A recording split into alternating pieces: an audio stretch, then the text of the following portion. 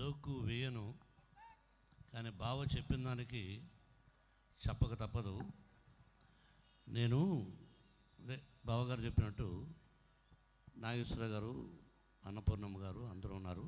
మా గురువు గారు ఇంతలోపల వచ్చారు. ఏంటి అన్నారు. ఏం లేదు సార్, మీరు వస్తే లేచి నిలబడుతున్నాను. నేను వస్తే మీరందరూ లేచి నిలబడాలని కోరిక ఉంది అండి అన్న. ఎవడనగలడు? నాగేశ్వరరావు గారితో, దాసనారాయణరావు గారితో.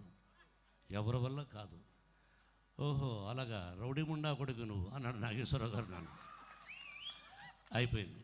మార్నింగ్ మధ్యాహ్నం నేను మేకప్ వేసుకొని 2 o'clock వస్తున్నాను. వీళ్ళందరూ ఉండి లేచి నిలబడ్డారు. ఏమిటి సార్ నీ మనసులో ఉంది కదా నిలబడమని అని నాగేశ్వరరావు గారు అన్నారు. వాళ్ళ పాదాలకు నమస్కారం చేసి, లేదు సార్, అప్పుడప్పుడు కోరికలు ఉంటాయి, మీరు కూడా లేచి నిలబడాలని అనే చలోక్తిని బావగారు చెప్పారు. Sorry to interrupt. అయితే